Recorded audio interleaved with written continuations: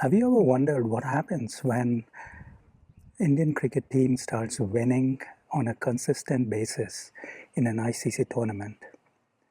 Well, the answer to that a little later in this video, but first my introduction. I'm Jay. I'm in the San Francisco Bay Area. I'm a lifelong follower of cricket. I'm one of the biggest fans of the Indian cricket team. I'm one of those people who have gone through the ups and downs over the last few years with the success and sometimes failures of the Indian cricket team. And I'm one of those fans who not only follow the Indian cricket team with a lot of passion, but also analyze the game with data, statistics, and experience. The reason why I'm making this video today, just one day before the final of the ICC Champions Trophy, is because there is so much unfair criticism that is being levied on the Indian cricket team playing all of their matches in Dubai.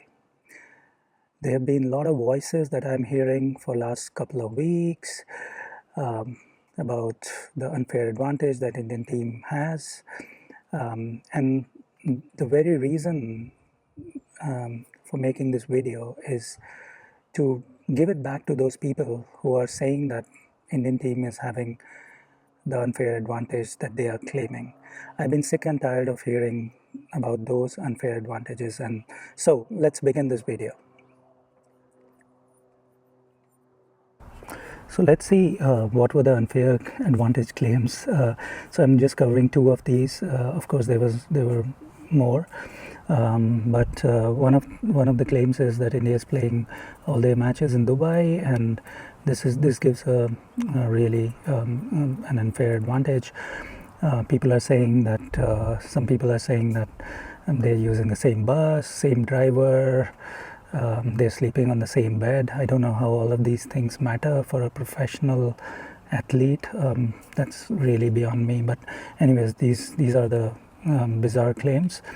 What are they missing actually? And I would say first and foremost, I don't want to go into the details of this, but every one of us knew that India will never go to Pakistan. So because of the security concerns, so everybody knew about this. This was not a secret at all, and that's where all these negotiations started with the Indian Cricket Board. And another thing is that on 19th December 2024, there was an agreement made between PCB, ICC, and BCCI that India will not play in Pakistan, but in a neutral venue, and it will be a hybrid model. That's where the whole hybrid model came about, and every board that was part of the Champions Trophy actually agreed to it. So there's nothing that is, I don't understand why these people are making so much noise right now. Also, many people don't know that the hybrid model is not only for India, it is also for Pakistan actually. So next 3 tournaments, ICC tournaments that are coming up in India, that is the T20 World Cup, the Women's World Cup, and the Champions Trophy will be held in India. And in those tournaments, at least on paper right now, it has been agreed that Pakistan will not play in India. So and even the knockout matches will be happening outside India. So I don't know what will happen in reality, but this is what has been agreed. So this is an agreement, and I don't know why some people are cribbing about it right now. And finally, if you look at the ground conditions, the games, the Indian games are played on different pitches so far, and Rohit Sharma and Gautam Gambhir, both of them in their respective press conferences told this to the journalists that the same pitches are not used, and we have seen the pitches have behaved differently in all those games. So I don't think this is an unfair advantage. And also there is a silly argument on India is making some kind of selections, putting spinners in their team. Well, the team selection. I mean, this is hilarious that the team selection and the team is selected actually based on the conditions and also the opposition and what the team feels about, right? Balance in the team. So it's always based on the conditions. So I don't know why people are having this meltdown that India is selecting spinners and all-rounders in the team. Well, India has all the right to do it, right? And the second claim is that India travels less, and this is a bunch of lie, I would say, and I've been hearing this a lot, the reality and what they are missing again is that India traveled in almost or more than 11,000 kilometers, 11 different venues, 9 different venues were used, and India played on 11 venues, right? So in the ODI World Cup, so India traveled more than any other country in that tournament.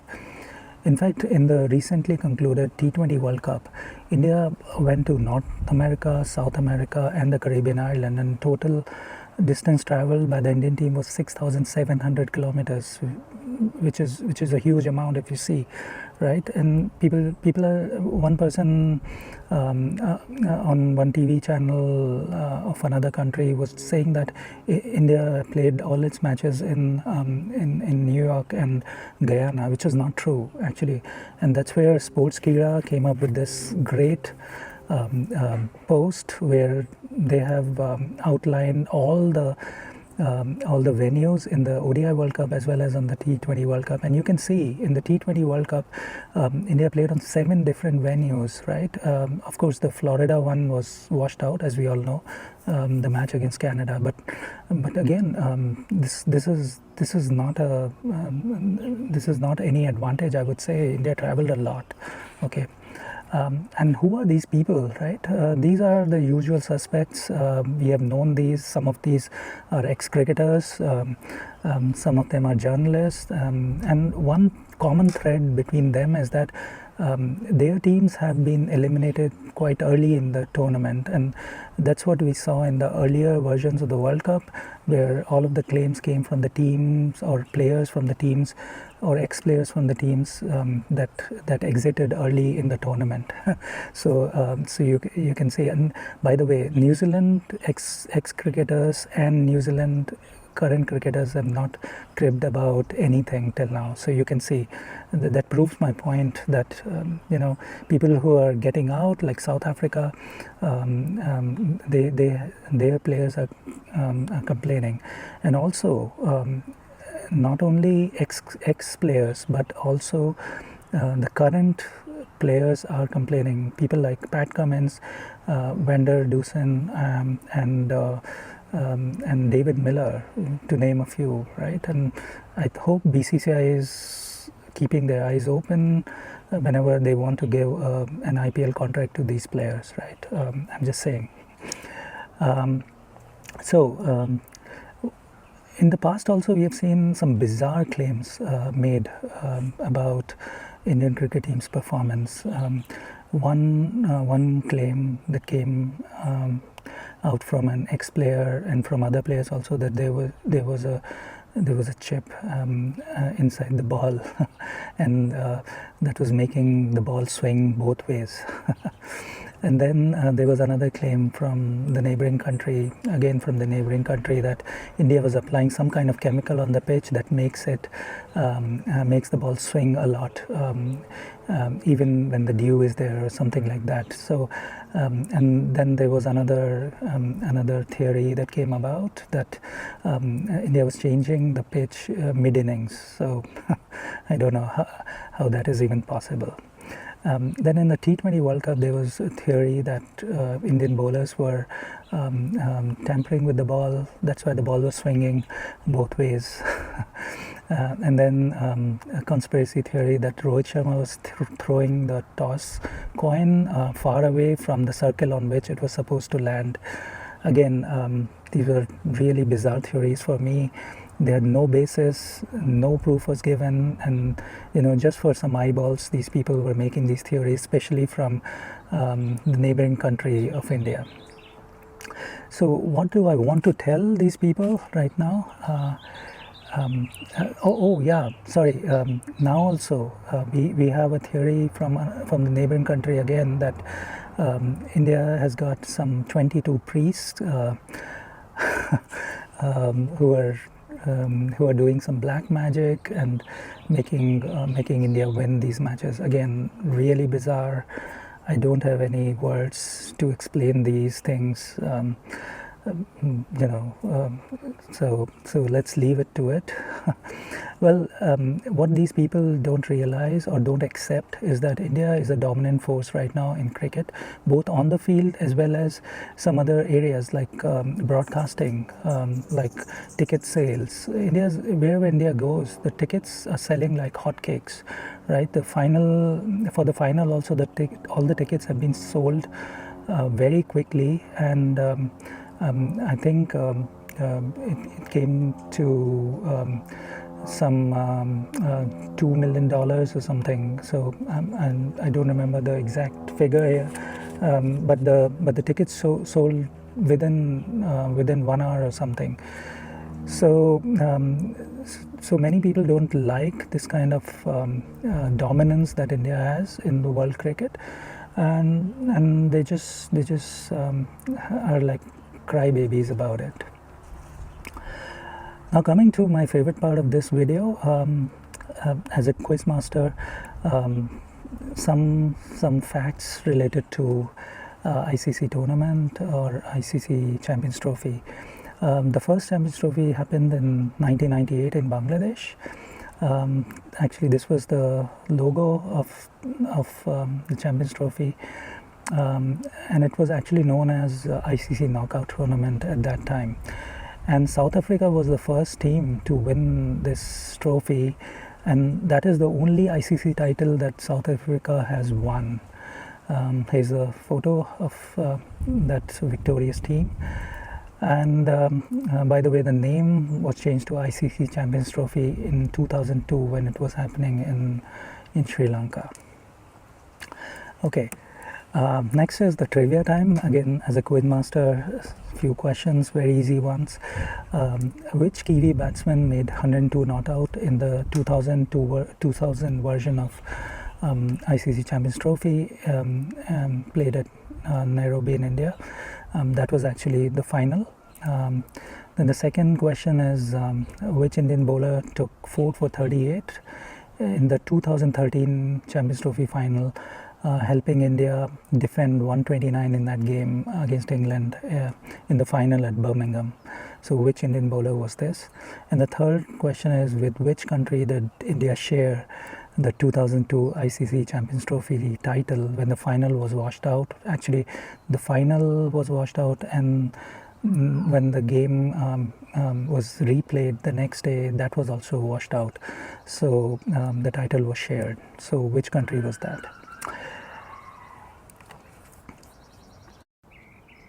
Finally, what is my analysis for the big final coming tomorrow? I would say India has all the firepower to win the game tomorrow. I would say 60 to 40 to India. I would say there are two areas of concern for me. One is the opening bowling and the death bowling, especially I don't know whether Shami is totally fit or not. That is an area of concern. Also, Pandya could have a bad day, who knows, at the top of the order. But apart from those two, that concern, and secondly, the other point is that there were a lot of catches that were dropped when India was batting in the previous matches. In the Pakistan match, there were few catches went down. In the Australia game also, there were catches that went down. But I think with New Zealand's fielding, I would say those catches will be taken, and if India is batting second, then they would be chasing around 20 to 25 runs more. So, so as less target as possible, that would be really great. So I think it would be a great match tomorrow. I hope Rohit Sharma, loses the toss again and then wins the game. By the way, Rohit Sharma has lost 14 successive tosses till now, so that's kind of a record for now. So I hope India win tomorrow and lift the trophy, and that would be a great moment.